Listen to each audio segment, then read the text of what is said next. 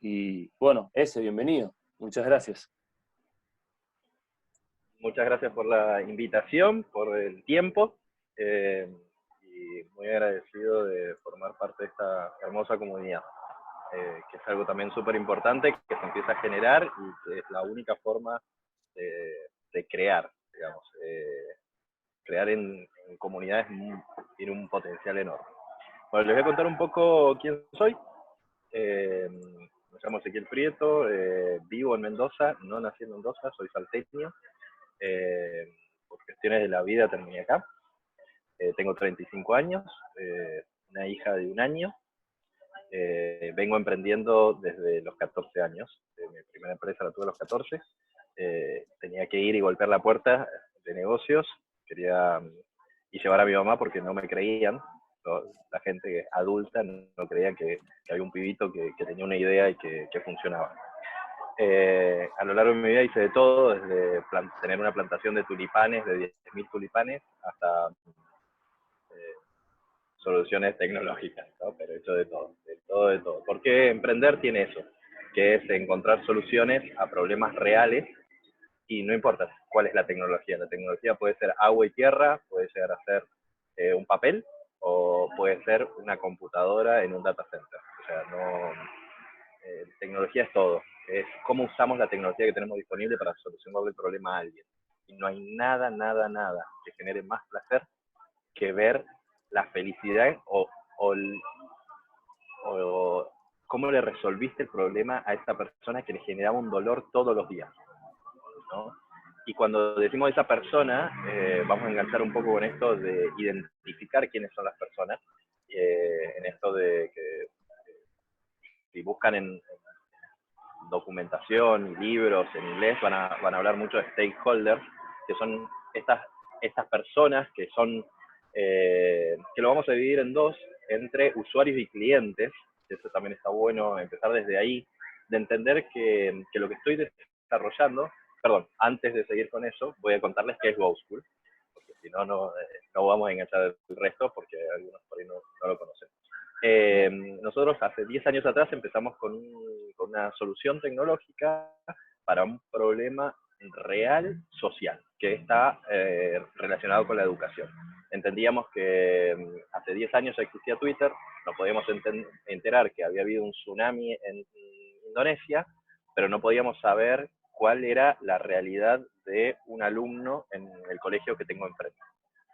Entonces empezamos a ver, y el gran problema es que siguen usando la misma tecnología que hace 50, 70 años. Papel, tinta, tiza, y la evolución de eso fue un fibrón y una pizarra. Esa era toda la evolución tecnológica.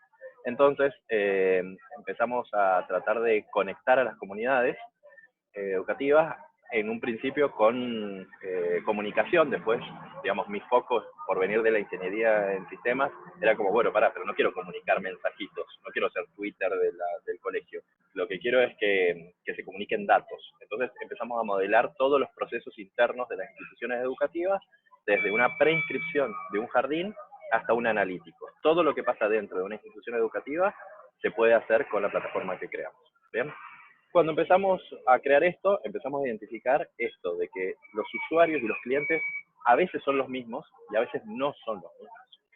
En GoSchool a nosotros nos contrata un director o muchas veces un representante legal, que ni siquiera el representante legal es un abogado o un contador que ni siquiera está en la escuela, ni siquiera está en el colegio. Entonces, no es el usuario. Entonces, empezamos a dividir este árbol de posibilidades, y es entender que muchas veces, hasta discursivamente, tenemos que cambiar. A veces tenemos que entender qué interlocutor tenemos enfrente. Si yo voy a tener lo que nos pasó con GoSchool, que nosotros decíamos, bueno, le vamos a dar una herramienta para conectar las familias con el colegio. Ese fue el concepto básico, las familias con el colegio. Cuando decimos familias, empezamos a ver de que no eran solo los padres, después eran también los tíos, después era una abuela, después era, y empezaba a abrir un árbol de usuarios que tienen diferentes permisos, diferentes roles.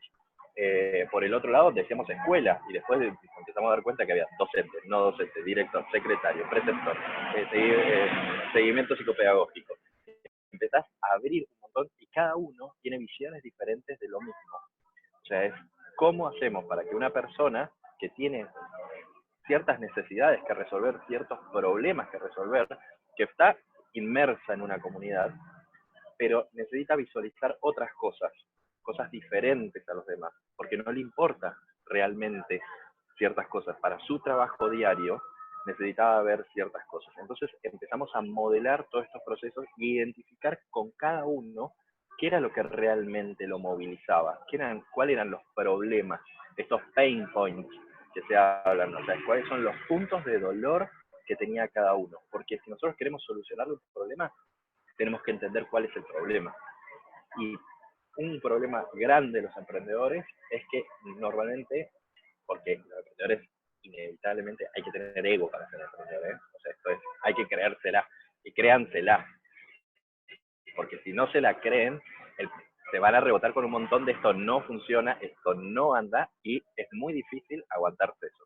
Entonces, créansela, y si ustedes confían que lo que ustedes están proponiendo es una solución a un problema, testénlo desde el día cero, o sea, pruébenlo. O sea, aunque les digan que no, una persona no es uno, no es dos, no es tres, traten de hacerlo con mucha gente y normalmente no lo hagan con sus seres queridos, porque obviamente van a recibir todo, sí, qué lindo, qué bueno y qué anda. Tienen que ser gente que sea, que realmente tenga el dolor, que tenga ese problema. Y no uno, de vuelta. Busquen bastantes, 10, 15, 20, 25, la mayor cantidad que puedan para ir haciendo estas cortes y estas pruebas. Porque ahí es donde van a poder identificar dónde está el dolor y dónde empiezan a ver más de estos usuarios, estos roles diferentes que pueden identificar. Es muy importante identificarlos porque si no lo que vamos a cometer es un error de pensar que tenemos una solución para todos. Y era como esto, a ver, nosotros creábamos una solución para el colegio y después nos dimos cuenta que había 25 personas diferentes, con roles jerárquicos diferentes, con visiones diferentes de las cosas, que tenían dolores diferentes. Entonces, empezar desde lo más chico, siempre esto, iterativo e incremental, ir viendo quiénes son, cómo hacerlo, pero sin descuidar el plano bien amplio. Que eso es otra de las cosas que son uno de los grandes errores en la mayoría de las startups, que nos enfocamos, que es lo más importante para un emprendedor, es enfocarse en algo, pero cuando te enfocas mucho tiempo, a veces perdés la visión del horizonte. Entonces, necesitamos saber dónde está el horizonte, a dónde queremos llegar y después enfocarnos en una funcionalidad, en uno de los usuarios, en un problema específico. Si resolvemos ese problema específico, podemos después avanzar a otro. No podemos resolver todo, no tenemos recursos ilimitados. Es poco, pero identificando quiénes son nuestros usuarios, cuáles son los problemas que queremos resolver y escribirlos. Escríbanlos. Es algo muy sano sentar, digamos, en un papel, decir, esto es lo que vamos a hacer. O en un sheet de Google o donde sea, digamos, pero es escribir las cosas, decir, a esto quiero llegar, pero voy a arrancar por acá. Desglosen el problema. Cuando empezamos a desglosar que no era la escuela, que eran 25 personas, que cada una tenía 25 problemas, decimos, bueno, ¿por dónde empezamos? ¿No? Y trate de identificar el dolor más profundo de la institución y vean si lo pueden resolver. Quizás no es el que hay que resolver. Quizás en lo que están diseñando, lo que están pensando, es buscar una solución más fácil. Después de muchos años yo entendí que es mucho más fácil escalar un producto que es una solución genérica que una solución muy específica, ¿no? Entonces, si cuando ustedes determinen todos los problemas que estos dolores de esa agrupación, sociedad o lo que sea, que con lo que vayan a trabajar, fíjense qué es lo más común a todos. Esa es la forma de empezar mejor, porque cuando uno encuentra algo que para todos lo van a poder usar. En cambio, cuando le resolvemos algo muy específico, muy de nicho, también nos achicamos en ese nicho las posibilidades de crecimiento. Y después cuando tenemos que salir a vender un producto, que no tienen que dejar de pensar en esto. O sea, no importa que hagan cuando hablo de vender, no necesariamente tiene que ser plata el intercambio, ¿no? O sea, no importa si hacemos un producto para una ONG o lo que sea. O sea, es como, estamos vendiendo, 100% del tiempo estamos vendiendo, y eso no hay que descuidarlo, porque vender significa también convencer a otra persona de que lo que le estamos ofreciendo le soluciona un problema. Después, si le cobro o no le cobro, otro tema. Pero tengamos claro eso, que un emprendedor tiene que estar vendiendo todo el tiempo. Vendiendo una idea, vendiendo una ilusión, vendiendo un producto, vendiendo. Para levantar capital hay que creérsela y vendérselo a unos inversores. Para que nos compren el producto hay que vendérselo al cliente. Para asociarnos con alguien que lo quiero sumar a mi proyecto, le tengo que vender la idea. La tiene que comprar, la tienen que sentir. Entonces, en eso es mucho más fácil cuando nosotros agarramos algo más sencillo que es común a mucha gente. Entonces, cuando diseñen y empiecen con el storyboard que tienen que hacer ahora, con la selección, digamos, cuando piensen todo esto, piensen cuáles son los problemas más genéricos que tienen todos. Porque ahí es donde van a poder generar una masa más crítica y en la cual van a poder identificar qué es lo que necesitan y qué es lo que no. Hay una metodología que charlamos hace un ratito, digamos, de las metodologías ágiles y de desarrollo de software, de desarrollo de proyectos. Ahora se utiliza para todo, pero empezó en el software. Que si después lo googlean, pongan 12 principios de las metodologías ágiles. Y la primer metodología, digamos, el primer principio de la metodología es involucren a sus usuarios en el proceso. Es súper importante esto para no chocarse con una pared después de haber trabajado un montón de tiempo en algo que la gente no lo quiere. Testeen, crear un formulario, una encuesta, mándenselo a los posibles clientes, a los que ustedes creen que son clientes o usuarios. Y que vuelva, y que por ahí te das cuenta que lo que uno pensó como cliente o como usuario no lo es, pero esa persona nos puede referenciar con el que sí lo es. Un montón de veces uno le escribe a alguien y nos terminan diciendo, mira, se lo reenvío a tal persona que esto le va a interesar. Y automáticamente decimos, pará, no era el docente, era el preceptor al que le interesaba esto. Y fue tan sencillo como mandar un formulario o mandar un mail sobre una opinión. Mirá, este es el storyboard que armé. Estamos armando un proyecto, mirá, estos son los 5 pasos que armamos. ¿Cuál es tu opinión? ¿Lo usarías? Un montón de veces no sabemos cuáles son los datos. Armamos un formulario, no sé, un formulario para algo y estamos adivinando cuáles son los datos. Entonces no hay mejor forma que preguntarle al usuario y que ese usuario tiene el problema real y nadie mejor que él para decirnos cuál es el problema. Algo también que tienen que les recomendaría hacer es, no porque un usuario lo diga, es verdad absoluta. No. Tomen lo que diga ese usuario, anótenlo y armen como un Excel y pongan el nombre, o sea, de todas las cosas que le van diciendo y los nombres de las diferentes personas que van entrevistando. Y márquenlas con una cruz. Cuando haya algo que sea el 80% lo piden, ahí hay un problema, ahí hay un dolor y ahí es donde tenemos que avanzar. Pero si uno solo lo pidió, es una particularidad y puede ser una particularidad cultural, social, económica, la cual esa persona la tiene, sí, tiene un problema, pero eso no lo podemos escalar. Así que es todo lo que invertamos en el desarrollo, en el tiempo, en pensar, en buscarle la solución a eso, es para esa persona. Y si hacemos eso, lo tenemos que cobrar muy caro. Soluciones para poquitos, esto de nicho, son soluciones muy caras. Hay que venderlas muy, muy caras. Las soluciones más genéricas, a ver, si nosotros vamos, no sé, a ¿por qué Spotify vale 170 pesos? Porque somos millones de usuarios alrededor del mundo pagando 170 y ellos negocian con los artistas. Si nosotros armáramos algo ultra de nicho, que nosotros decimos, no, esto es música clásica, no sé, para ver, son 5.000 clientes en todo el mundo. Si necesito la misma infraestructura, necesito el mismo desarrollo para hacer un Spotify, pero solamente de ese nicho, no va a costar 179 pesos. Le tengo que cobrar 10.000 pesos a cada uno de esos 5.000 para poder cubrir los costos, para poder desarrollar más. Entonces, vean por qué ahora esa es la parte económica de por qué plantear soluciones más generalistas, porque uno es más fácil desarrollarlas, porque las puedes testear, podés encontrar más usuarios, el otro es más fácil venderlas. Es muy difícil vender algo caro, es mucho más difícil vender un Lamborghini que vender un Fiat Uno. O sea, hay muchísimos más clientes para vender, para que te compren el Fiat Uno. Lamborghini sí, te va a costar. En Argentina hay 3, creo que en este año se han vendido 3%. Tenemos que entender esto y entender quién es nuestro usuario. De vuelta, quién es el usuario, qué está dispuesto a dar por esta solución al problema. Y también eso empezamos en este proceso de entender cuál es el problema y si el problema que resolvemos es crítico, toma otra relevancia. No es lo mismo que yo haga una aplicación para tomar notas de voz, que cualquiera se puede instalar y que yo diga, no sé,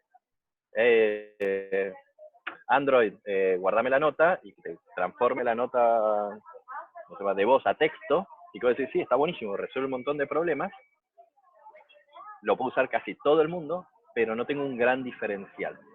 ¿Bien? Estoy haciendo algo que es crítico, no sé, un algoritmo que analiza fraude de tarjetas de crédito. Y obviamente no va a tiene muchísimo más desarrollo científico y obviamente va a tener un costo mucho más alto. Entonces también identificar qué tipo de producto estoy armando y para qué cliente es. Eso se cruza todo, se empieza a cruzar todo, pero se cruza todo en el usuario. Que muchas veces cuando tratamos de resolver un problema, el usuario nos queda del otro lado. No, yo tengo una idea. Yo voy a hacer un sistema de estacionamiento medido para los autos, para la calle. Dejemos de usar la tarjetita, el impacto ambiental, de tener todas las tarjetitas tiradas en el piso. Bueno, podríamos usar, no sé, QR, SMS, podés usar 1000 cosas. Ok, perfecto. No, la solución es increíble, después inaplicable. ¿Cómo hacemos para que...? ¿Por qué? Porque empezamos desde el otro lado, desde el problema, no sé, ambiental, etcétera. Pero no pensamos en el usuario. El usuario después dice, no, pero a ver, yo no tengo... No hay cobertura, no tengo el QR, se despegan en la calle, ¿no? Hay 1000 cosas de esas, entonces como, bueno, ok, no pensamos en el usuario, pero si el usuario nosotros lo hubiésemos resuelto el problema, que por ejemplo era empezar en lugar de cobrar el estacionamiento, decirle dónde hay estacionamiento libre, por ejemplo, el usuario empieza desde ahí, después le podemos cobrar a ese usuario por el estacionamiento. ¿Bien? Entonces como el desarrollo final era el mismo, vamos a cobrar el estacionamiento medido de forma online, sin papel, etcétera. Pero si nosotros empezamos desde la otra punta, es mucho más difícil que si hubiésemos empezado solucionándole un problema inicial. ¿Bien? Entonces, es eso, partir desde el usuario. Genial, Sí, Juanpi. Te iba a preguntar, me anoté un montón de cosas. Increíble cómo explicaste todo, la parte de los clientes. O sea, ¿cómo te fuiste dando cuenta cuál era el cliente por el cual tenías que comenzar? Porque me imagino que arrancaste y de golpe dijiste, uy, hay problemas por todas partes y hay distintas personas, como vos dijiste. Vos dijiste que hay que empezar siempre por la parte más pequeña y que sea más genérica. ¿Cómo fuiste detectando esa parte vos? ¿O cómo trabajaste para avanzar ahí? Bien. Yo le dije que yo empecé al revés. Bien, hoy en yo día... empecé al revés. Pero hoy, después de muchos años, entendí que esa era la forma. O sea, empezar desde lo más fácil. Yo empecé a los golpes. O sea, cuando yo empecé, tengo 35, empecé a los 15, no existía la Academia House. Entonces, la forma de aprender era chocarte. Probar hasta que te salga. Y nosotros en Go School empezamos tratando, también hicimos un análisis de quiénes son nuestros posibles clientes y nos dimos cuenta que eran instituciones muy verticalistas. ¿Por qué? Porque la implementación de un sistema necesita alguien, las organizaciones muy horizontales es muy difícil que se aplique un mismo sistema, porque al ser muy horizontales todos tienen el mismo peso de decisión, entonces uno dice que sí, uno dice que no, y quedó en un 50%, ¿no? En cambio, cuando las organizaciones son más verticales, alguien toma la decisión de que mañana se empieza a usar esto y se usa. O sea, no hay discusión. Entonces nosotros empezamos a resolver los problemas a los directivos. porque si empezábamos por el otro lado, por el alumno o por el padre, nos iba a costar muchísimo escalar. O sea que ahí pensaron en quién era el que tenía el poder quién tenía el poder de decisión en ese momento para arrancar por Exacto, ahí y de ahí ir bajando soluciones hacia abajo. Como eso. esta pirámide de distintos tipos de usuarios o clientes, que es la que fueron detectando. Y dentro de GoSchool, ¿qué tipos de clientes tenés en este momento? Nosotros tenemos un solo tipo de cliente Ujú. y tenemos 12 tipos de usuarios. Bien, ¿Bien? El cliente es el responsable legal, que normalmente es un abogado o un contador o el dueño del colegio. Ese es nuestro cliente. Ese es el que paga el servicio. Después los usuarios son el director, el preceptor, el docente, el no docente, el alumno, familiar. O sea, se abre todo este universo de usuarios. Si van a pensar un producto, los productos más escalables siempre son el que el usuario es el mismo cliente. El uno a uno. Esa es la diferencia con la segunda empresa que armé, que es Waku, que hacemos más o menos lo mismo que GoSchool, pero para jardines maternos, donde las apuntamos a otro tipo de mercado porque en los jardines maternales, digamos, esos jardines que podemos encontrar en cualquier barrio, en cualquier lugar, que empiezan hasta con un departamento, una casa, o sea, normalmente la que maneja el jardín es la dueña. Es la que está todos los días ahí, que normalmente es bueno, estudió para maestra jardinera y se puso un jardín. Entonces ella es la que paga las cuentas y es la que está ahí y la que le cobra a los padres. Entonces ella lo va a usar y a la vez es usuario y es cliente. Entonces reducís muchísimo el proceso, el ciclo de venta. El ciclo de venta también hay que entenderlo, que a veces vender algo nos lleva 90, 120 días. Desde el momento que empezamos el primer contacto hasta que nos contratan realmente, puede pasar mucho tiempo. Pero cuando la misma persona es la usuaria, esa persona tiene el dolor y esa persona tiene el poder de decisión. Entonces, se juntan los dos mundos y es mucho más fácil de vender. Nosotros pasamos de 45 días en GoSchool, el ciclo de venta, a 7,4 días wow, en Waco. Entonces, era mucho más fácil vender un producto, mucho más fácil.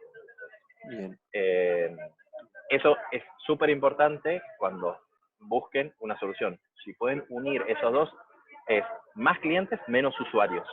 O sea, si por cada cliente, no sé, vamos al caso de Spotify o Netflix, hay un cliente en Netflix y ustedes entran y, no sé, lo contrató mi vieja y dijo, yo pago Netflix y les doy un perfil a cada uno. Ok, ¿cuántos usuarios hay? 4 usuarios, ¿no? ¿Qué pasa? Cuando tenemos 4 usuarios, son 4 personas consumiendo el servicio, lo cual nosotros tenemos que contemplar que en los costos que paga ese cliente, no es ese, son 4. O sea, si tenemos 4 televisores prendidos a la vez, están consumiendo el contenido 4 veces. Entonces, cuando tenemos que analizar nuestros costos, también lo tenemos que hacer. En GoSchool lo que pasa es que un cliente tiene no menos de 1000 usuarios. GoSchool hoy tiene 360.000 usuarios y es así, en promedio es 1000 usuarios, un cliente. Entonces, también hay que entender cuál es el pricing adecuado para eso, porque no es lo mismo tener un usuario, un cliente, que es el mismo, a 1000. Hay que darle servicio a 1000, hay que mandarle mails a 1000, hay que darle soporte a 1000. O sea, entonces eso hay que incluirlo en los costos del pricing. Si nosotros no identificamos bien usuarios y clientes, se nos puede explotar eso. Es como, no, es crear la cantidad de usuarios que quieras, ¿no? Ilimitado. Sí, ilimitado hasta que el servidor te sea una factura que vale miles de dólares y decís, no, no lo puedo pagar, si le estoy cobrando $100, $50 a este tipo. Y sí, eso es uno de los errores por no haber identificado bien usuarios y clientes y después establecimos el precio. primero identifiquemos quiénes son nuestros usuarios, primero identifiquemos quiénes son nuestros clientes primero, usuarios, y después establezcamos precios. Porque no es lo mismo 1.5 como un Netflix o un Spotify, 1.2 a 1.000. Bien. El costo que vamos a tener diariamente es mucho más alto. Genial. Entonces, es súper importante eso. Identifiquen siempre quién es el cliente.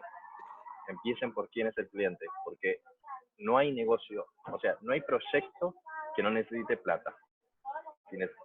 Partamos de esa base. Si necesita plata, necesitamos que alguien lo pague. Podemos hacer la mejor solución del mundo. Si no nos la compran, se termina tirando. Y lo peor que podemos tirar es nuestro tiempo.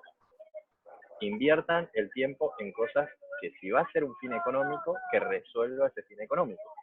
Si vamos a hacer algo que es ad honorem, perfecto, tengámoslo claro desde el día cero. Esto no me va a generar, lo voy a hacer como una donación a la sociedad, una devolución a la sociedad. Perfecto, no hay ningún problema. Muchas veces hacemos cosas que no esperamos un retorno económico. Pero si queremos algo que nos tener un retorno económico, pensemos que tenemos que ganar plata. Los negocios hay que hacerlos. Genial eso. Muchas gracias por eso. Te iba a hacer una consulta. A la hora de testear, ¿cómo fuiste testeando la parte de la experiencia usuario? ¿Armaste storyboards para cada uno de los clientes o los usuarios? ¿Cómo fuiste trabajando esa parte? Vos que contaste que tenías 2 usuarios, un cliente, porque debe ser, bueno, ¿cómo satisfago a todos o como vos dijiste, por dónde arranco? Entonces, ¿cómo vas testeando o qué herramientas utilizaste? ¿Y qué es lo que aprendiste? Cuando empezamos de 000, cuando empezamos a resolver algún problema, por ejemplo, en GoSchool vivimos desarrollando funcionalidades nuevas, ¿no? Y lo que tratamos de hacer es identificar estos heavy users, los cuales nos dan un montón de información, porque al ser usuarios muy, muy activos, salen detallecitos que el que no lo usa tanto no lo ve. Entonces, trato de identificar quiénes son esos heavy users y a esos como que los meto en un proceso de desarrollo continuo. Desde decirles, mira, decime de estas 10 funcionalidades, ¿cuál es para vos? Ordenámelas. ¿Cuál es la que más peso tiene y cuál es la que menos peso tiene? Y en esto es lo que yo le decía de ir marcando con las crucecitas, decir, bueno, este dijo que esta es la 1 y esta la 10. Ok, si todos dijeron que esta es la 10, la vuelo. Empecemos con 3 funcionalidades. Cuando tengamos el top 3 resuelto, empezamos a agregar y empezamos con una iteración. O sea, esto es, después se lo voy a mandar, hay un grafiquito de cómo desarrollar, que es como si fuese un eje cartesiano, digamos, y empezamos con algo muy chiquito, y esto es, creo un cuadrado, que es la primera funcionalidad, y después lo que puedo hacer es o ir horizontalmente para mejorar esa funcionalidad, agregarle algo más a esa funcionalidad, o lo que puedo hacer es agregar un cuadrado arriba y decir, ahora tengo 2 funcionalidades, ¿no? Entonces, es como que tenemos que ir haciendo uno para la derecha, uno para arriba, uno a la derecha y uno para arriba, y eso nos va generando un triángulo que crece, ¿bien? Entonces, empezar de una funcionalidad, en la primera iteración sí o sí lo que vamos a tener que hacer es escuchar, después de que desarrollamos la primera funcionalidad, escuchar a nuestros usuarios con esa funcionalidad que nos dicen, che, está buenísimo, pero se olvidaron de ponerle, no sé, la fecha de finalización. Y vos decís, ¿cómo no la vi? ¿Cómo no la vi? Y es como, ok, agreguémosle ese campo, la fecha de finalización, no sé, armamos un evento, perfecto. El evento comienza tal día, es en tal lugar, pero nunca pusimos a qué hora termina. La gente no se quiere ir de la fiesta. Es como, no, pero a las 5 de la mañana acá cortan, pero en ningún lado decía que a las 5 de la mañana cortaba. Ah, ok, no la vimos. Pongámosle la fecha fin. Listo, agregamos la fecha fin en base al feedback de la gente. Crecimos horizontalmente. Esa funcionalidad creció horizontalmente. Ok, ya tenemos eso. Siguiente iteración, crezcamos para arriba, agreguemos la segunda funcionalidad. Bien. Y así empezamos a crecer vertical y horizontalmente. O sea que todo el tiempo preguntándole al cliente, y esa interacción que lo hacían a través de la plataforma, de la misma plataforma que tienen de GoSchool, con entrevistas, con encuestas, ¿qué herramientas utilizaron? Un minuto ese, ¿eh? Usamos mucha encuesta. Un segundo, chicos, si van teniendo preguntas las quieren ir dejando, así ya íbamos a ir cerrando con ese, pero para que las vayan anotando, así no No sé qué, no queda nada por preguntar. Sí, ese, gracias. No, nada. Hacemos muchas encuestas con formularios de Google. Eso lo usamos muchísimo. Y nosotros desarrollamos una herramienta interna que les comentaba a los chicos más temprano, que ahora le hemos sacado, y estoy, o sea, era una idea que yo la tenía de cómo trabajar, digamos, de cómo escuchar a los clientes, y ahora estoy desarrollando un producto nuevo que no tiene que ver con Goku ni con Waku, sino que es transversal a los dos, porque lo hemos hecho desde una forma de desarrollo interna, que es que los mismos usuarios generen las ideas, las suben como un tablero, la proponen, nosotros las moderamos, eso sí hacemos nosotros, es ver qué es lo que propusieron, porque a veces le proponen zaratas, y que la misma comunidad las vote. Y cuando llega a cierto punto de votación, cuando nosotros ahí tenemos como un margen, decimos, bueno, si llega a 35 votos, depende del rol, es como 35, 50, 100, no sé si es para familias, que tenemos miles de familias, no es lo mismo que para directores, que son mucho menos. Entonces, como bueno, porcentualmente, tanta gente lo votó, quiere decir que hay un porcentaje muy alto de gente que le parece que es una funcionalidad que le soluciona algo en la vida, y eso lo pasamos a nuestro roadmap de desarrollo, esta guía de lo que vamos a hacer. Entonces, planificamos en las próximas 2 semanas qué soluciones vamos a agregar. Lo que fue una idea que parte del usuario pasa a esa planificación de desarrollo, y cuando se termina, se notifica a los usuarios a través de lo que en desarrollo se llama como changelog, que es el registro de cambios que vamos haciendo en la plataforma. Entonces, un gran problema de la mayoría de las startups tecnológicas es que no le comunican a los usuarios que hicieron mejoras. Es increíble, lo vivo en carne propia, me cuesta un montón eso, a veces me olvido, a veces tenemos tantas cosas en la cabeza que no lo hacemos, y es súper importante eso, es mejoramos algo, comunicáselo a tu usuario, comunicáselo a tu cliente. Quizás está esperándolo, no esperes que lo encuentre en la plataforma. Planifiquen, no sé, un newsletter, un mail, un mensajito de WhatsApp, en algo más analógico, en un negocio más analógico. No sé, de golpe cambiaste el horario de atención y pasaste de horario cortado a horario extendido. Mirá, ahora para que pueda, por la pandemia, para que pueda acercarte, estamos horario corrido. La gente no se tiene que enterar porque se chocó con la situación. Ser mucho más proactivos en eso, en mejoramos algo, comuniquémoslo, porque ese usuario se va a sentir más y más al que le preguntamos. Nosotros le preguntamos a los usuarios, decime cuáles son los problemas, y me tirás 5 problemas, le resolviste 3, pero después le mandás un mail diciendo, mira, agregamos tal cosa, ese usuario va a decir, me están escuchando, estos pibes me están escuchando, está buenísimo, me hacen parte del proceso. Fidelizaron automáticamente a ese usuario. Genial. Entonces, todo el tiempo con el cliente, pensando todo el tiempo. Bueno, Hay ahí, si tienen para buscar, después busquen esto que es Customer Centric o User Centric, en los dos casos van a encontrar lo mismo, que es centrado en el usuario, centrado en el cliente. No hago nada que los usuarios no lo quieran.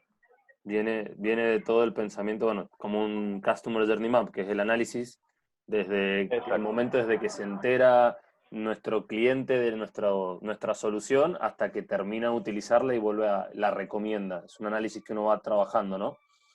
El Customer Journey Map. Hermosa herramienta. Bueno, hoy los chicos lo que van a hacer esta semana es trabajar los storyboards, que no es lo mismo que un Customer Journey Map, pero es bastante similar en cómo va trabajando en los distintos momentos la experiencia de nuestro cliente, ¿no?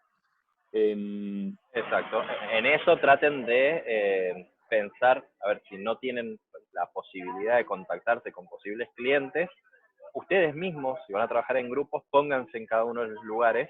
En un momento sean el entrevistador, digamos, y en otro sean el cliente, y van a ver cómo fluye en esto de decir, no, esto de me faltó la fecha de finalización del evento.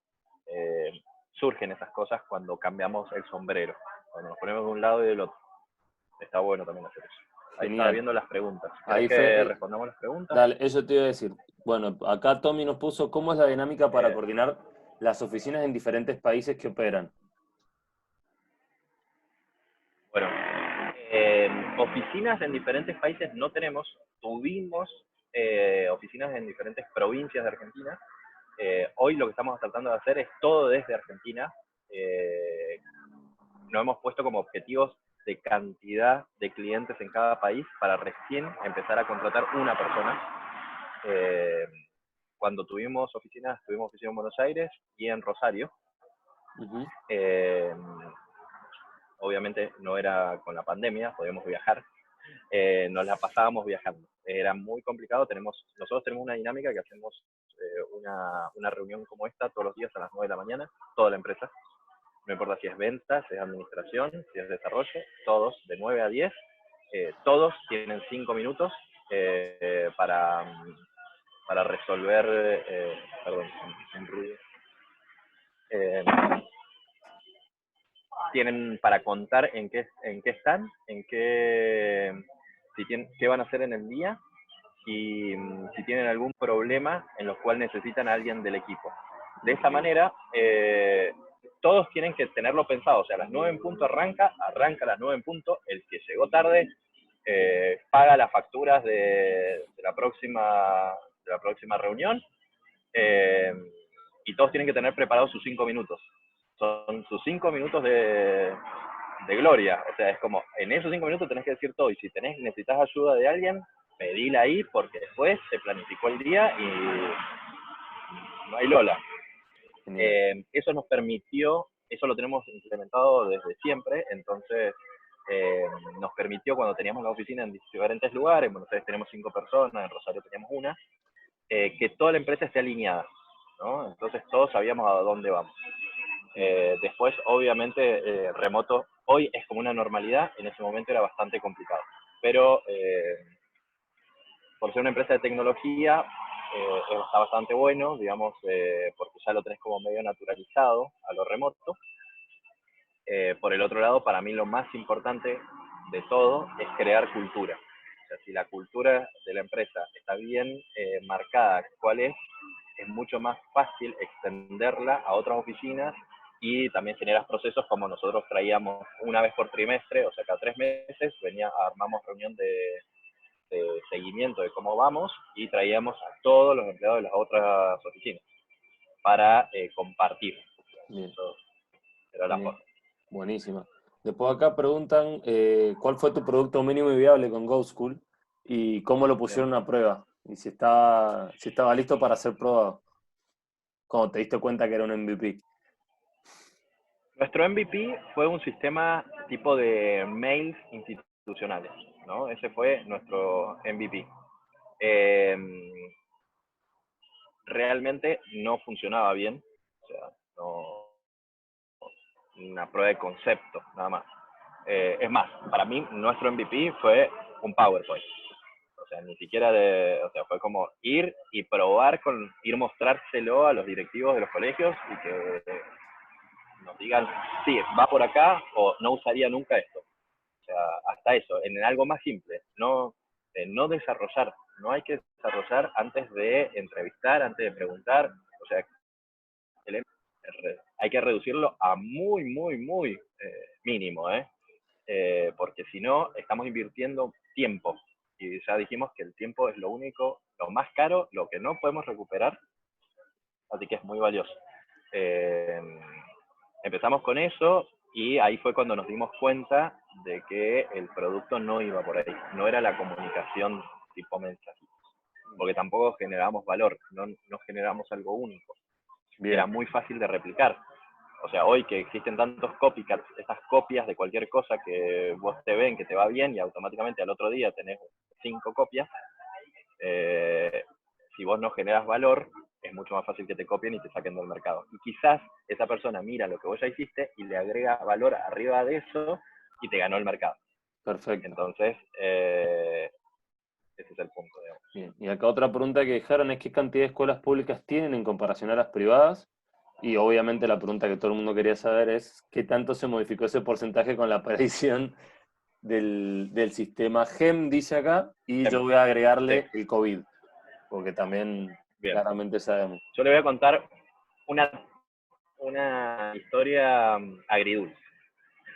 nosotros en el 2017 recibimos una inversión de, fueron $153.000 en ese momento. Lo recibimos en pesos y al cambio local era mucha plata para el momento. Nosotros teníamos 60 clientes y necesitábamos expandirnos por Argentina. Nosotros entre el 2017 y el 2018 crecimos a 390 instituciones. O sea, escalamos de 60 a 390. Un crecimiento que veníamos, pero muy, muy bien. Pero teníamos más de 150 colegios en Mendoza. Con la aparición del GEM perdíamos de a 10 colegios por día, porque los directivos que estaban en ese momento acá en Mendoza decidieron mandar un memorándum que no tenía carácter legal de nada, diciendo que los colegios que usen GoSchool iban a sacar el subsidio. Entonces, los colegios no pueden perder el subsidio porque realmente es mucha plata y los colegios que han perdido el subsidio tuvieron que cerrar. Entonces, muchos colegios nos llamaban y decían, no lo puedo usar, desde mañana lo doy de baja. Perdimos entre el 2018 y el 2019 190 clientes. Lo cual, eso fue parte de esto del GEM y en las otras provincias fue la crisis económica del 2019. Lo cual nos dejó en jaque varias veces. Yo en julio del 2019 decidí cerrar la empresa con un plan que llegaba hasta enero 2020, en los cuales estaba contemplado todo, de cómo apagar una empresa, o sea, de despidos, cancelar contratos, entregar datos a los usuarios, o sea, muchas cosas. En enero se postergó, digamos, un mes más, porque pasaron cosas, digamos, como que en diciembre no estaba muy convencido todavía. Y cuando vi lo que se venía pasando en COVID y en Europa, fue como, yo ya estaba trabajando en Waku, la idea era migrar todo a Waku, que es la otra plataforma, y cuando vi COVID y lo que estaba pasando, dije, sí, pero acá esto va a explotar con las aulas virtuales. Nosotros teníamos una aula virtual que estaba buena, pero le faltaban cosas. Y lo que hicimos fue, antes de cerrar con eso, ¿cuánto porcentaje de escuelas públicas en comparación a privadas? Es 90-10. 90 privadas, 10 públicas. Y eso que tenemos un plan para las escuelas públicas del 50%, el otro 50% es como lo absorbemos nosotros por RCE. Yo vengo de la escuela pública, fue la primaria pública, fue la universidad pública. Mi compromiso con la educación pública lo tienen, digamos, lo sabe todo el mundo, y es más, las escuelas públicas que no tienen nada de ingresos, que no le encuentran la forma de pagarlo, se lo hemos dado gratis. Y también hemos aprendido que lo peor que pueden hacer es darlo gratis, porque la gente no lo valora y no lo usan después. Total. Pero bueno, esos son los porcentajes. Hay metodologías para que la escuela pública acceda a herramientas tecnológicas, tienen partidas de nación. Todo depende de los directivos que se muevan para adquirir esas partidas. Pero bueno, ahí ya es otro tema. Con COVID, ¿qué es lo que nos pasó? Que cuando vi esto en febrero y vi que en Argentina, cuando se empezó, en marzo empezó, no me digas que se le cortó a... la plataforma gratis. Hola, hola. Ahí está, se cortó justo un segundito. Ahí está. Bien. Cuando en marzo empezó la pandemia, vi que iba a pasar, que iban a suspender las clases, como había pasado en Europa, y le propuse a los inversores de ponerlo gratis. O sea, en lugar de cerrarlo, decir, voy a poner gratis todas las aulas virtuales. Y vemos qué pasa. Waku a la vez cuando suspendieran las clases, iba a perder todos los clientes. Habíamos metido 12 clientes el primer mes, o sea, veníamos con un nivel de expansión bastante bueno. Y pasamos de 12 a 0, así que tenía de vuelta energía para ponerle a GoSchool. Hicimos todo un autogestionable, que nunca lo habíamos podido hacer. Algo muy simple, que cualquier director puede hacer un par de clics y levantar su aula virtual. Y se entraron 1.600 escuelas en un mes. ¿Cuántas? El primer mes. ¿De nuevo? Para 1.700. Ahí está. 1.700 escuelas en el primer mes. La primera semana fueron 600, casi 700, 675. Y después fue bajando. Pero fue también un gran aprendizaje a nivel de ingeniería o de muchas cosas, porque pasamos a tener, nosotros teníamos más o menos unos 2 millones de visitas mensuales en el sitio, y hoy estamos en 24 millones de visitas en el sitio mensuales. O sea, se disparó 10 veces, y todo se disparó 10 veces. El soporte se disparó 10 veces, el consumo de servidores 10 veces, todo. Así que también tuvimos que empezar a automatizar cosas, a mejorar procesos, a reducir costos, y nos tuvimos que reinventar, y a raíz de eso es que no apagamos Ghostwing, no cerré la empresa, y hoy nos estamos expandiendo a otros países. Bien. Esa es la historia, digamos, por eso era agridulce. Empezó muy triste y terminó bastante dulce. Increíble cómo cambia, increíble la montaña rusa, como un pequeño cambio cambia todo y hay que estar todo el tiempo atento. Muchísimas gracias por tu tiempo. A los chicos, muchísimas gracias por quedarse un tiempo, se ha extendido. No sé si alguien